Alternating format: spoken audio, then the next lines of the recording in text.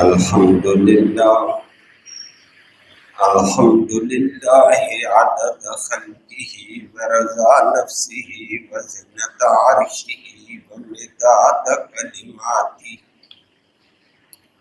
والصلاة والسلام على صفوة رسله وخير خلقه محمد وآله وصحبه.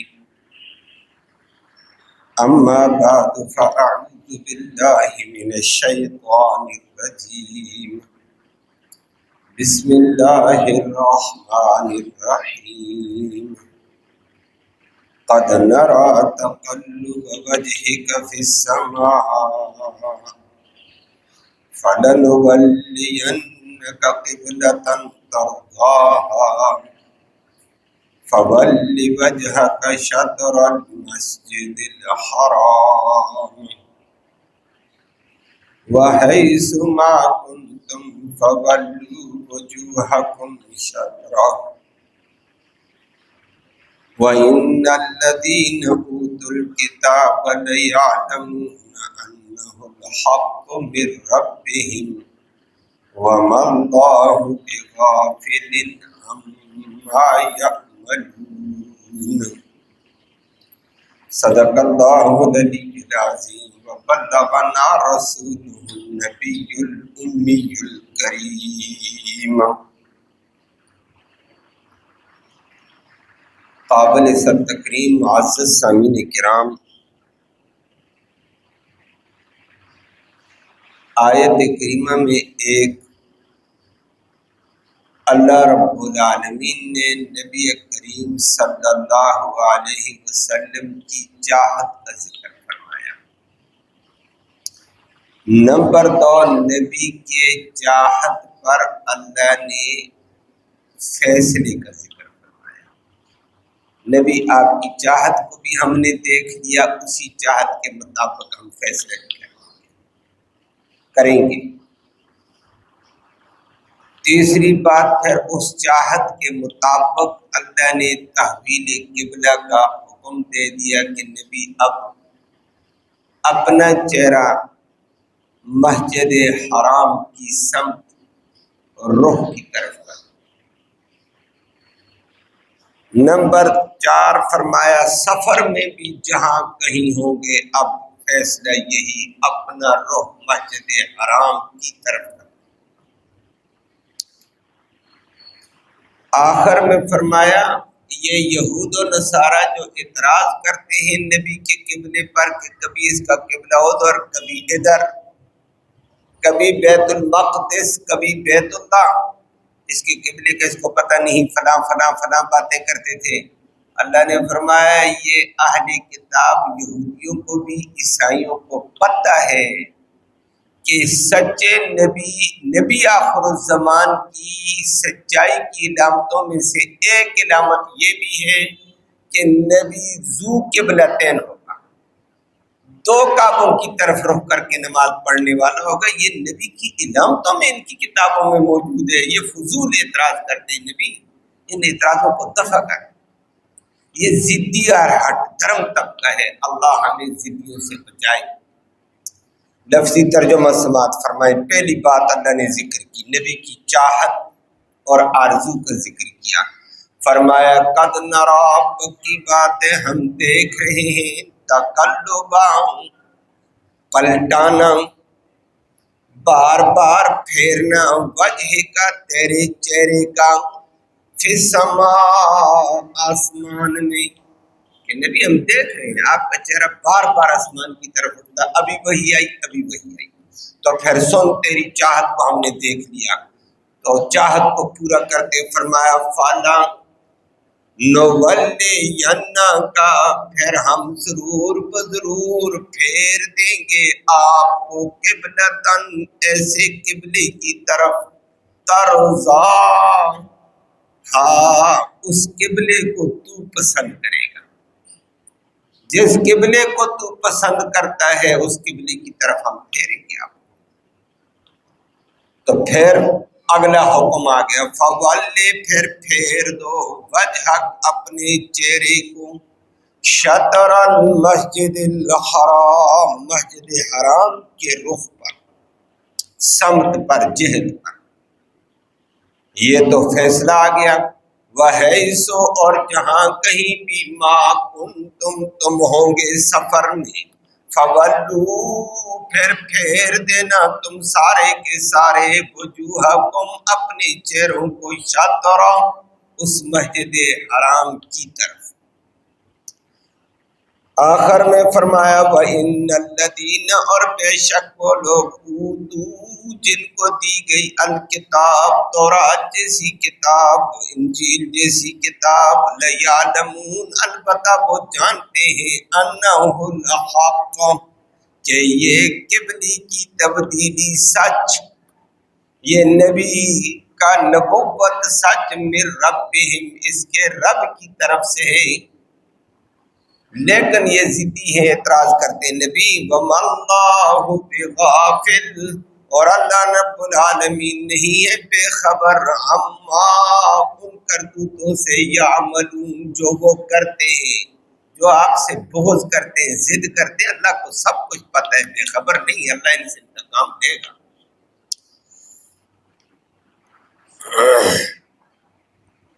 آیت کریمہ میں پہلی بات آپ نے سنی، پھر اس کے بعد کچھ تفصیلی باتیں ہیں جس سے شریعت مطہرہ کا بڑا عظمت والا انداز نظر آتا ہے.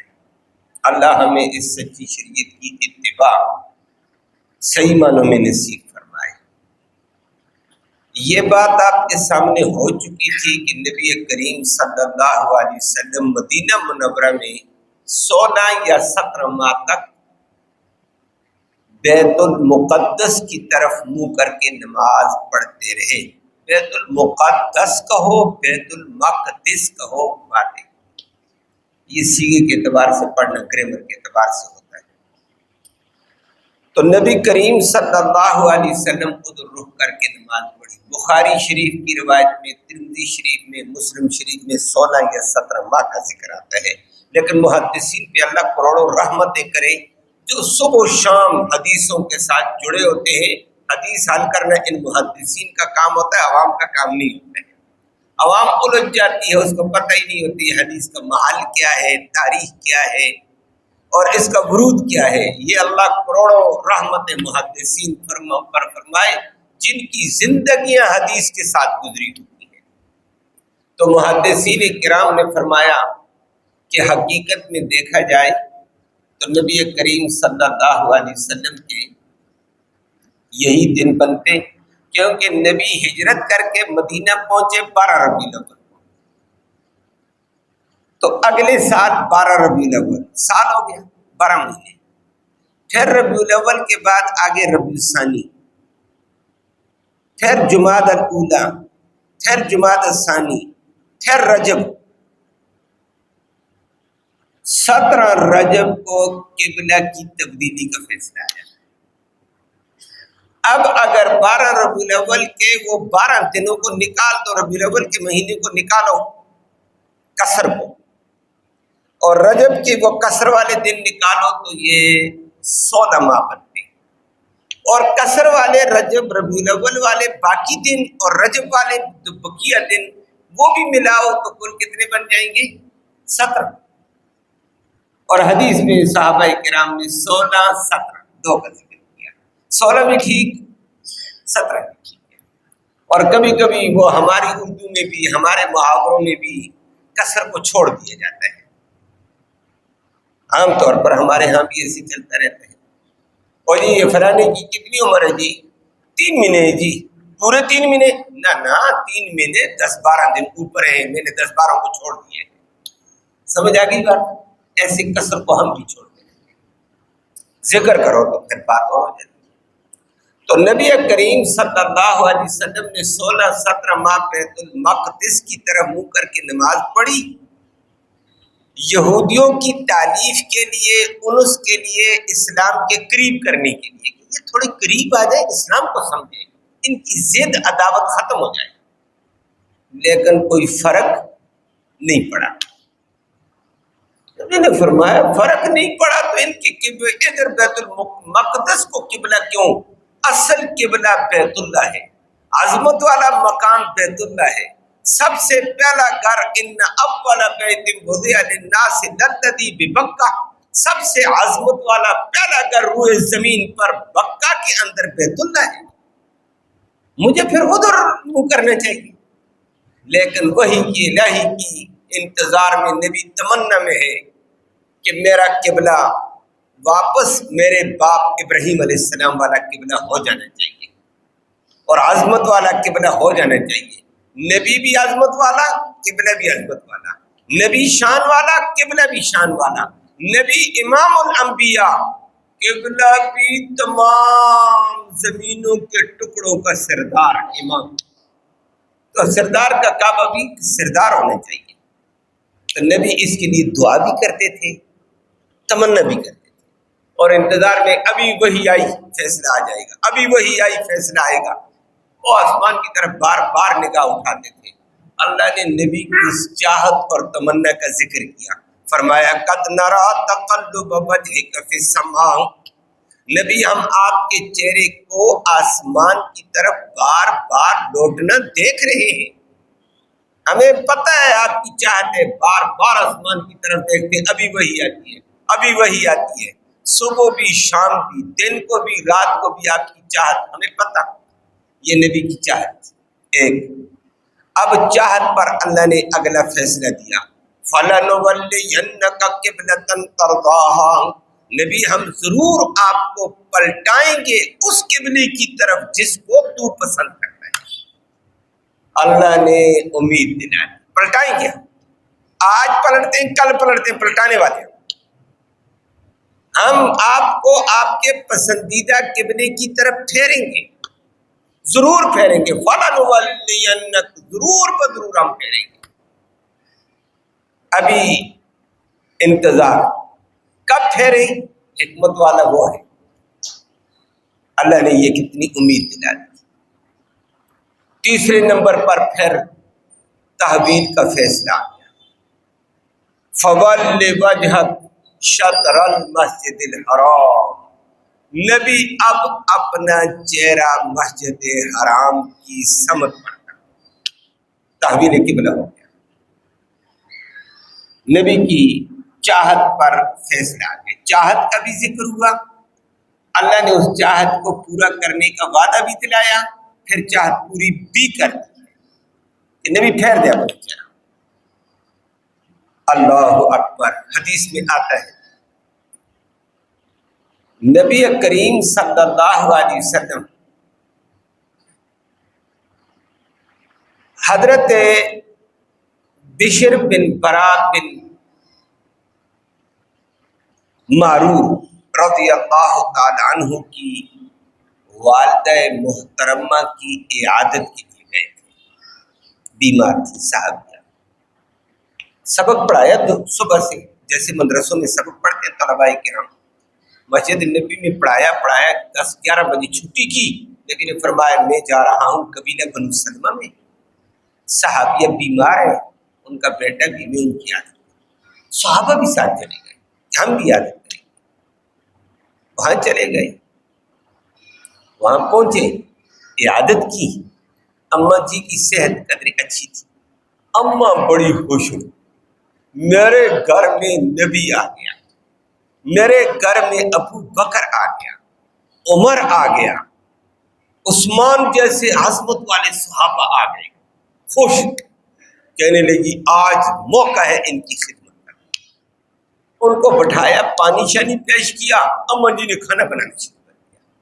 نبی کریم صلی اللہ علیہ وسلم جب عیادت کے لیے جاتے تھے تو یہ نبی کریم صلی اللہ علیہ وسلم کا سنت طریقہ ہے. اللہ ہمیں بھی عمل کی توفیق نصیب فرمائے. کسی بیمار کے پاس جاتے، تھوڑی دیر کے لیے بیمار کرسی کی دعا کی چلے، فرمایا زیادہ دیر بیمار کے پاس نہ بیٹھا. کیوں؟ ایک تو بیمار تکلیف میں ہوتا ہے، ہمارے بیٹھنے سے اس کو تکلیف ہوگی. مثلا ایک بیمار ہے، اس بیچارے کے پیٹ کا مسئلہ ہے، ہم جا کر اس کے پاس بیٹھے ہو کہ مصیبت کب اٹھے گی، میں نے مشہور کرنا ہے.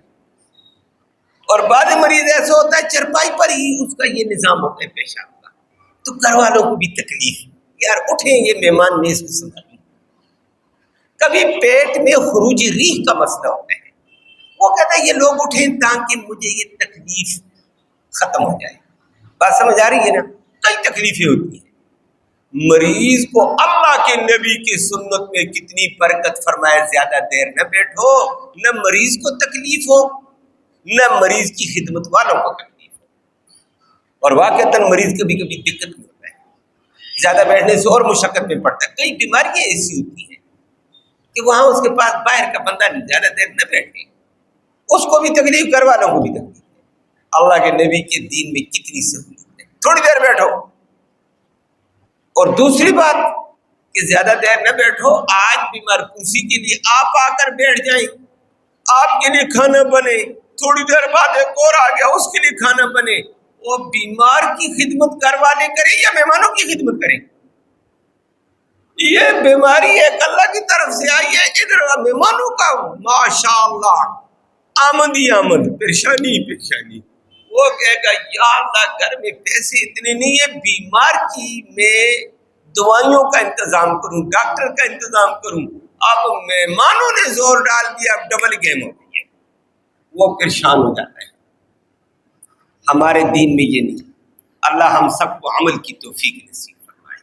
ہمارے دین میں ہے بیمار کے پاس نبی نے فرمایا جاؤ اتنی دیر بیٹھو، کا فرمایا کف واق ناقہ، اتنی دیر کہ اونٹنی کا تھن دبایا دھار نکل گئی ہے، دوبارہ تھن کو ہاتھ کو ڈھیلا کرتے ہیں، تھن کے اندر دودھ آ گیا، دوبارہ دھار ڈالے. بس ان دو دھاروں کے درمیان میں بیٹھو، جاؤ دعا کرو، جاؤ بھائی.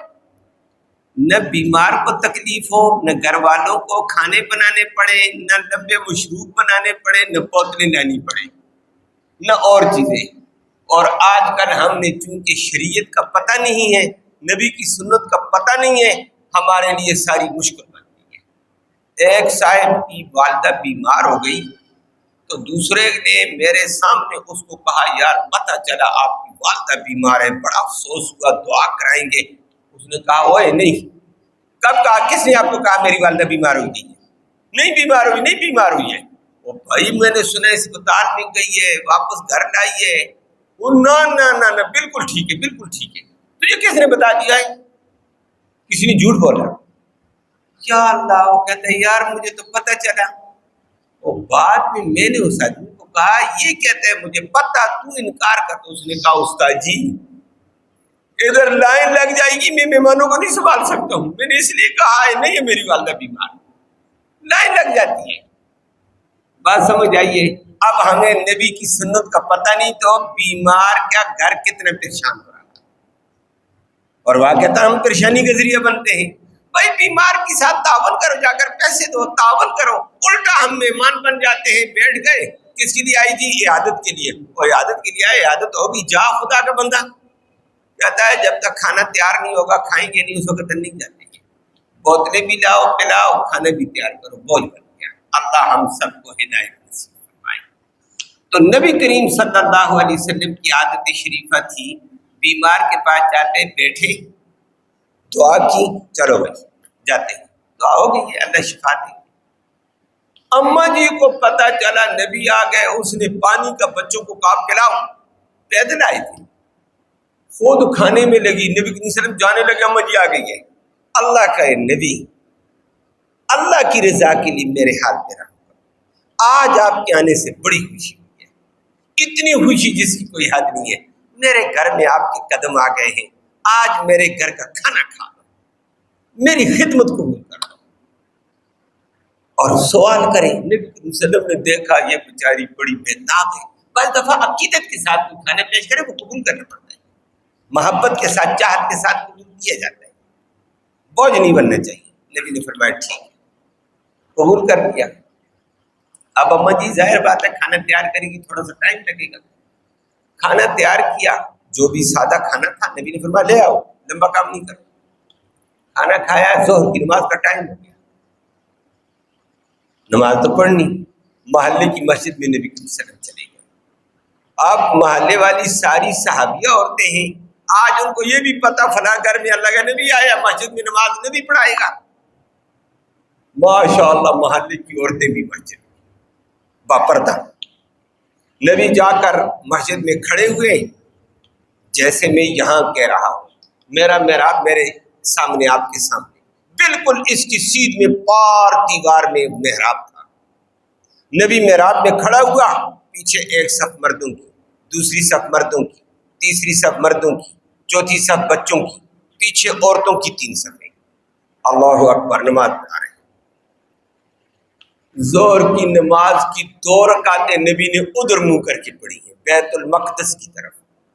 2 رکعتوں کے بعد جبرائیل نماز کے اندر آ گیا. نبی کو بتا دیا فَوَلِّ وَجْهَكَ شَطْرَ الْمَسْجِدِ الْحَرَامِ. نبی مسجد حرام کی طرف رخ کر اپنا چہرہ.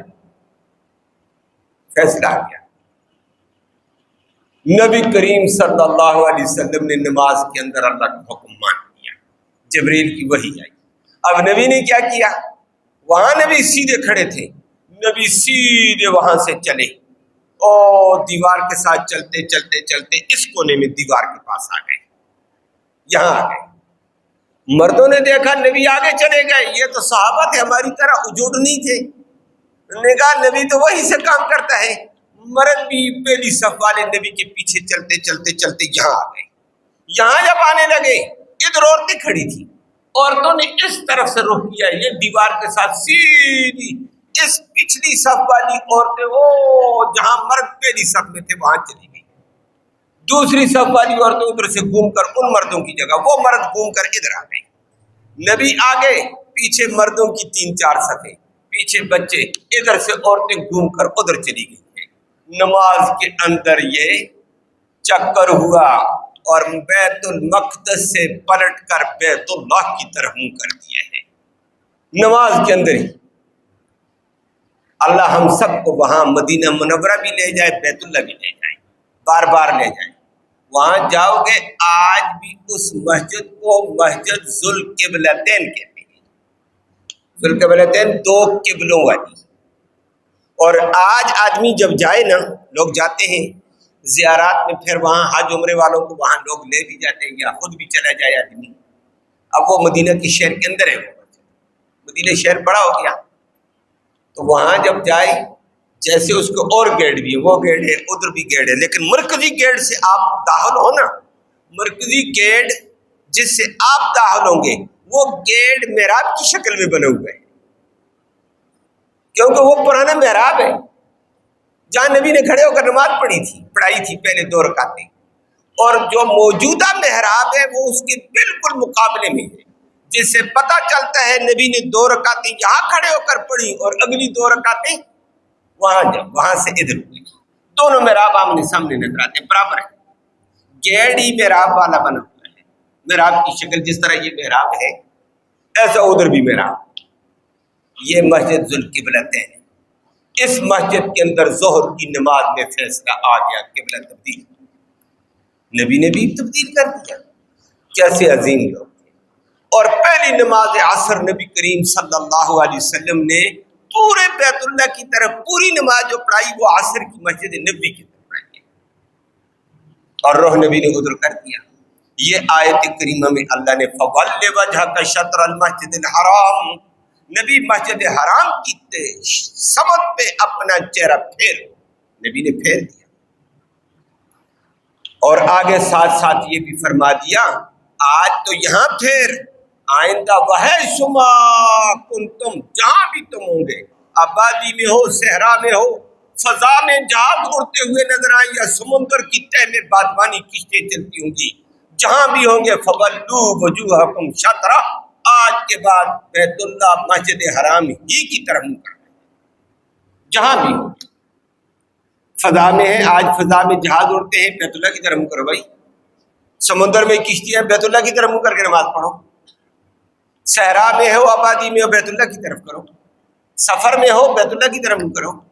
یہ تو حضر میں نبی تھے، سفر میں بھی 2 فیصلے فرما دیے. اللہ اکبر. اور نبی نے بھی ایسے کر دیا. میں نے آج ذکر کیا ہے شریعت میں بہت آسانی ہے. اللہ بڑا کریم ہے. کل بھی گزرا تھا کہ اللہ تمہاری نمازوں کو ضائع نہیں کرتا، وہ بڑا مہربان ہے. جیسے تم نے پڑھی قبول ہے. آج اللہ نے قبلہ رخ پلٹایا، بیت المقدس کو ہٹا کر کون سی جگہ قبلہ بنایا؟ بیت اللہ. لیکن بیت اللہ کا لفظ نہیں ہے آپ کے سامنے قرآن میں. میری بات سمجھ آ رہی ہے؟ بیت اللہ تو نہیں نفذ ہو. اللہ اکبر، اللہ کتنا کریم تھا. بیت اللہ تو یہ سمجھو میرا یہ پھٹا رکھا ہوا ہے، یہ بیت اللہ ہے. دائیں بائیں یہ علاقہ میدان ہے جہاں لوگ طواف کرتے ہیں. اب جو طواف میں مطاف والی جگہ میں، مطاف جہاں طواف کیا جاتا ہے، یہاں ہے تو بیت اللہ کی طرف ادھر منہ کر، ادھر والے ادھر منہ کریں گے، ادھر والے ادھر کریں گے، ادھر والے ادھر کریں گے. مطاف کے پیچھے مسجد حرام ہے بہت بڑی. مطاف بہت بڑا علاقہ ہے، میدان ہے کھلا، پیچھے مسجد حرام ہے، اس کو مسجد حرام کہتے ہیں. چاروں کونوں میں بیت اللہ کے دائیں بائیں مسجد حرام ہے.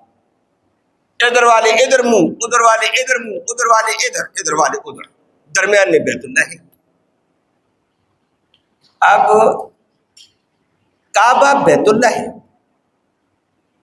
لیکن کس کے لیے؟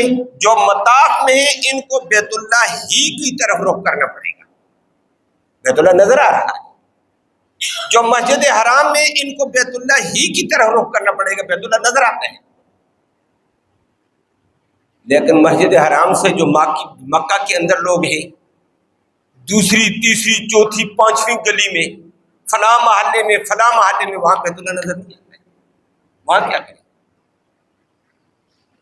اللہ نے ان کی سہولت کے لیے یہ نہیں کہا فَوَلُّوا وُجُوهَكُمْ بیت اللہ، بیت اللہ کی طرف چہرے کا رخ کرو، یہ نہیں کہا. ان کو کہا بیت اللہ درمیان میں، دائیں بائیں مطاف، دائیں بائیں مسجد حرام بہت بڑی. فرمایا باقی لوگ مسجد حرام کی طرف رخ کریں. بات سمجھ آئیے؟ کیونکہ باہر والے سوچیں کہ یا اللہ میں کیسے کھڑا ہوں سیدھا میرا قبلے کی طرف بیت اللہ کی طرف رخ ہو جائے، ان کے لیے مشکل تھا. میری بات سمجھ آئیے؟ بیت اللہ تو درمیان میں ہے، اس لیے اللہ نے کہا نہیں بیت اللہ نہیں، باہر والوں کے لیے مسجد حرام والوں کا قبلہ بیت اللہ، اور دائیں بائیں اور دور دور شہروں میں بلاد بعیدہ والوں کے لیے مسجد حرام کی طرف رخ کرنا پڑے گا. اور مسجد حرام ماشاءاللہ بہت بڑی ہے. مسجد حرام تو ماشاءاللہ آپ کے کمیٹی چوک میں لگے جا کر، ادھر سے راجہ بازار کو لگے گی، ادھر بنی میں جا کر لگے گی، ادھر جا کر گول منڈی کو سنبھالے گی. میری بات سمجھ آئیے؟ مسجد حرام تو بہت بڑی ہے. 50-60 کا مجمع جس مسجد کے اندر آتا ہے کوئی معمولی جگہ ہے. اور آدمی 100 دروازے مسجد حرام کے. مسجد حرام بہت بڑی. اب اس بہت بڑی مسجد کی طرف منہ کرنا آسان ہے. بین ہی قبلہ کے رخ میں بعض آدمی کا رخ ہوگا، بعضوں کا نہیں ہوگا، اور مسجد حرام کی طرف سب کو ہو جائے گا، نماز ہوگی. اللہ نے کتنی سہولت. اگر بیت اللہ کا حکم آتا ہے بیت اللہ کے رخ کو سیدھا کرتے کرتے مشکل. ایک نمبر 2 آپ کے سامنے الفاظ ہیں. یہ قرآن کا اسلوب قرآن والے جانتے ہیں، حدیث والے جانتے ہیں. اللہ نے کیا کہا فَوَلِّ وَجْهَكَ، اپنا چہرہ پھیرو مسجد الحرام، نہ شطر المسجد الحرام، مسجد حرام کی شطر پر کرو. شطر کا عربی میں معنی ایک نصف کا ہوتا ہے، یہاں نصف والا معنی نہیں. دوسرا معنی شطر کا ہوتا ہے سمت، رخ، جہت. اللہ اکبر، اللہ نے کتنی سہولت دی. ہندوستان میں بندے موجود ہیں، پاکستان میں، فلسطین میں ہیں، ان کو بیت اللہ کا کیا پتہ چلے گا بیت اللہ کہاں ہے؟ فرمایا مسجد حرام، اس کا بھی کبھی نہیں پتہ چلے گا مسجد حرام کہاں ہے، میں ادھر منہ کروں. اللہ نے کہا وہ چھوڑو مسجد حرام کو، مسجد حرام کی سمت پر، روح پر، جہت پر اپنے منہ کر دے، بس کافی ہے. واہ سبحان اللہ. ایک تو مسجد حرام کا لفظ ذکر کیا، نمبر 2 بلاد بعیدہ والوں کے لیے شطر کا لفظ ذکر کیا. مسجد حرام کی سمت پر منہ کر دو. بس ہم جب کھڑے ہوتے ادھر منہ کرتے ہیں، ادھر مسجد حرام ہے. اب بین ہی سیدھی لائن میں آگے مسجد حرام آتی ہے یا نہیں آتی ہے؟ میرا رخ سیدھا ہے، لائن اگر کھینچی جائے تو مسجد حرام ادھر ہے، میرا رخ ادھر سے جا رہا ہے. نماز ہوئی؟ قرآن کہتا ہوگی. مسجد حرام کی سمت میں منہ کرنا ہے، بے نہیں مسجد حرام ضروری نہیں ہے۔ واہ ربا کتنی سہولت ہے، میری بات سمجھ آئی ہے؟ کتنی سہولت ہے۔ اس سہولت میں دو لفظوں نے بڑی حقیقت کو کھولا، اور اس حقیقت کو کھول کر پھر ترمذی شریف کی روایت میں آتا ہے نبی کریم صلی اللہ علیہ وسلم نے جب بیت المقدس کو چھوڑ کر بیت اللہ قبلہ بنایا اور یوں فرمایا، صحابہ کرام کو فرمایا القبلۃ ما بین المشرق والمغرب، کہ ہمارا قبلہ مشرق اور مغرب کے درمیان میں۔ کہاں سے فرمایا ہے؟ مدینہ میں۔ مدینہ میں ادھر مشرق ادھر مغرب، درمیانہ رخ کر لو، ادھر منہ کر دو، اللہ اکبر، بس کعبہ ہے۔ وہ جی بہن بیت اللہ کی طرف منہ ہوا، کوئی بات نہیں ہے، بس یہی کعبہ ہے۔ لیکن ہمارا کعبہ یہاں پاکستان میں ایسے نہیں ہوگا مشرق اور مغرب کے درمیان میں، ہمارا کعبہ جنوب اور شمال کے درمیان میں ہے۔ میری بات سمجھ آئیے؟ ادھر جنوب ادھر شمال، یہ مغرب کی طرف منہ کر تیرا کعبہ ہے، ہمارا کعبہ ادھر۔ مدینے والوں کے لیے کعبے کا ذکر کر کے فرما دیا کہ مدینے والوں کا کعبہ مشرق اور مغرب کے درمیان میں، ان کی سمت اور ہے، ہماری سمت ذرا اور ہے۔ لیکن کتنی وسعت، اب مشرق اور مغرب کے درمیان میں کتنی بڑی جہت ہو، فرمایا ساری کعبہ ہے۔ آج ہمارے پاکستان کے لیے پھر کیا ہے؟ ادھر جو مغرب ہے، ادھر ہمارا جنوب ہے، ادھر شمال ہے، یہ جتنا مغرب کا علاقہ ہے یہ سارا مغرب کعبہ ہے سہولت کے لیے۔ واہ ربا کیا ہے! اب بڑی آسانی کے ساتھ مسئلہ کعبے کا حل ہو گیا۔ بہت سارے لوگ اس میں دشواریاں پیدا کرتے ہیں، قرآن و حدیث کی دشواریوں کا قائل نہیں ہے، آسانی کا قائل ہے قرآن و حدیث۔ اور اب کیا ہے؟ آپ نے دیکھا ہوگا ہماری مغرب سردیوں میں سورج ہمارا کہاں سے ڈوبتا ہے، گرمیوں میں کہاں ڈوبتا ہے؟ میری بات سمجھ آ رہی ہے نا؟ میری طرف وہ رخ ہے، ادھر اشارہ کر کے کہوں سردیوں میں ہمارا سورج جو ڈوبے گا اس کونے سے نا، بالکل ادھر سے طلوع ہوا، ادھر قریب آ کر گر گیا۔ اور گرمیوں میں طلوع درمیان کراس کرتے کرتے کرتے کرتے سورج آ کر وہاں سے ڈوبتا ہے۔ گرمیوں کی مغرب کہاں ہے؟ سردیوں کی مغرب ادھر ہے، ان دونوں کے درمیان میں کعبہ ہے۔ بڑی آسانی ہے۔ تو اب آپ جہاں بھی کھڑے ہیں یہ اندازہ لگا سورج کدھر ڈوبتا ہے، ادھر تیرا کعبہ ہے۔ لیکن زیادہ بہتر یہ ہے سردیوں اور گرمیوں کے سورج کا اندازہ لگا، سردیوں کا سورج وہاں سے ڈوبا، گرمیوں کا وہاں سے ڈوبا، اس کے درمیان کو اپنا کعبہ بنا دیا، بس کیسا تھا۔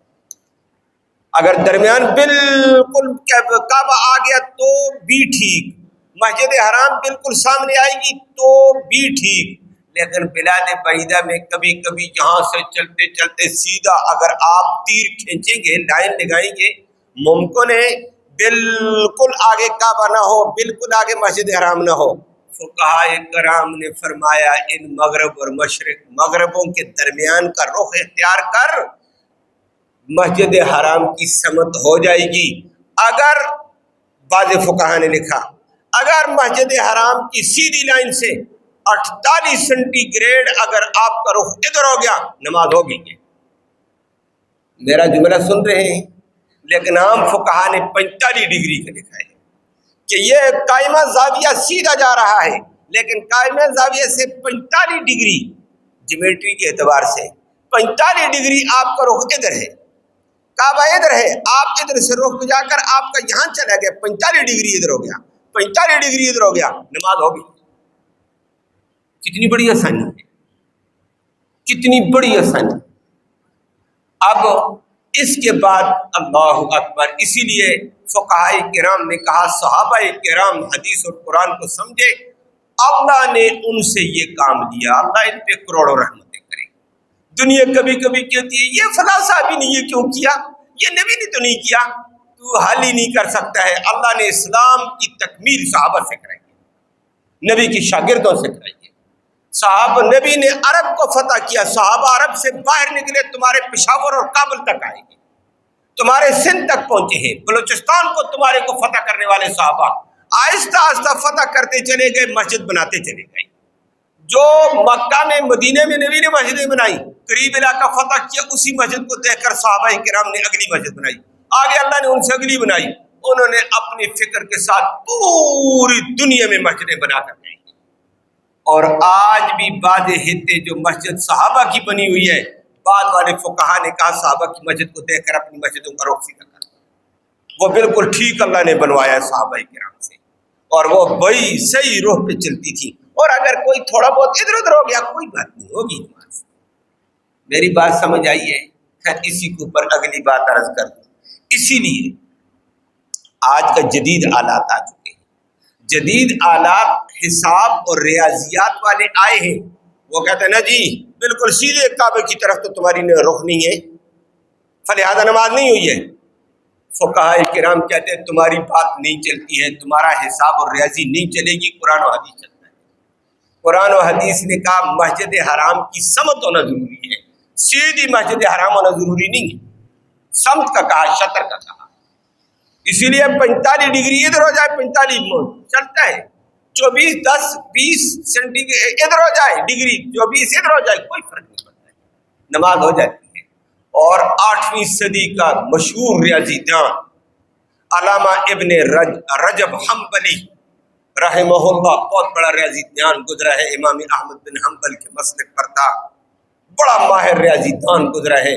اس ریاضی دان میں علماء کو بٹھا کر ریاضی کے حساب کو قبلہ کے رخ پہ متعین کرنے کے لیے رد کا اعلان کر دیا کہ آج کے بعد ریاضی کی بنیاد پر قبلہ کا رخ متعین نہیں کیا جائے گا، شبہات میں ڈال کر لوگوں کی نمازوں کو خراب نہیں کیا جائے گا۔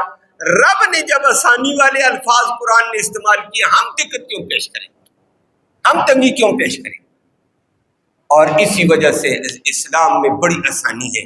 آج کل کبھی کبھی لوگ کہہ دیتے ہیں اور فلاں مسجدوں کا قبلہ ہی ٹھیک نہیں ہے، ہم بہت سنتے رہتے ہیں، یہ پنڈی کی تمام مساجد کا رخ ٹھیک نہیں ہے، لوگوں کی نمازیں ہی نہیں ہوئی ہیں۔ وہ پہلے والی نمازوں پر شبہ نہ ڈالو، خدا کا بندہ ہو گئی ہے بالکل۔ اگر کعبہ کا رخ نہیں ہوا 45 ڈگری ادھر بھی ہے ادھر بھی ہے، قبول ہے۔ رب کہتا ہے قرآن میں قبول کرتا ہوں، تم ادھر رخ کر دو، باقی پیچھے کیا رہا۔ اگر ہم یہی نقطے نکالیں گے تو پھر پہلے والوں کی نمازوں سے اوپر فتوے لگانے پڑ جائیں گے، تو فتوے لگا دو پہلے والوں کے اوپر، تو تمہارا کیا حال ہے؟ اللہ ہم سب کو ہدایت نصیب فرمائے۔ لیکن آلات رصد کے اعتبار سے، آلات حساب کے اعتبار سے، آج کل کے اعتبار سے کعبے کو حل کرنا شمس کے اعتبار سے، قمر کے اعتبار سے اور قطب کے اعتبار سے آسان بھی ہے، لوگوں نے کیا بھی ہے، اور ہو جائے تو ٹھیک، لیکن تھوڑا بہت انحراف ہو جائے تو کوئی حرج کی بات نہیں ہے۔ اللہ نے قرآن میں بڑے عجیب الفاظ ذکر کر کے بتا دیا، ساتھ نبی کے ذوالقبلتین ہونے کا اعلان کیا کہ نبی آپ بھی ذوالقبلتین، مسجد بھی ذوالقبلتین ہے۔ یہ یہود و نصارہ کو پتہ ہے، یہ فضول آپ کے اوپر اعتراض کرتے ہیں، باقی ان کے بغض سے اللہ بے خبر نہیں، باخبر ہے، وہ ان کے بغض کا خود ان سے حساب لے لے گا۔ اللہ ہمیں سچے دین کا سچا پیروکار بنا دے۔ اللہم صلی وسلم دائما ابدا علی حبیبک خیر الخلق کلہم، اللہم انا نسألک الہدی والہدی والعفاف والتقی والغنی، اللہم اہدنا واہدنا بہ وجعلنا سببا لمن اہتدی۔ یا اللہ ہمارا بیٹھنا یہ سننا سنانا اپنی جناب میں قبول فرما، اس سننے سنانے کا ایصال ثواب ہمارے اعزاء اقارب کو نصیب فرما، ان کی مغفرت کے فیصلے فرما، جنت الفردوس میں ان کو اعلیٰ مقام نصیب فرما۔ یا اللہ بے ہدایتوں کو ہدایت اسلام نصیب فرما، بے دینوں کو دین کی رغبت نصیب فرما، حاضرین مجلس کی نیک مرادوں کو پورا فرما، حلال کی روزی وسعت والی برکت والی رحمت والی نصیب فرما، بیماروں کو شفا نصیب فرما، دین کے تقاضے پورا کرنے والا بنا دے، مرتے وقت کلمہ ایمان نصیب فرما، آخرت میں اس قرآن کی نبی کریم صلی اللہ علیہ وسلم کی شفاعت نصیب فرما۔ صلی اللہ تعالی علی خیر خلقہ محمد و آلہ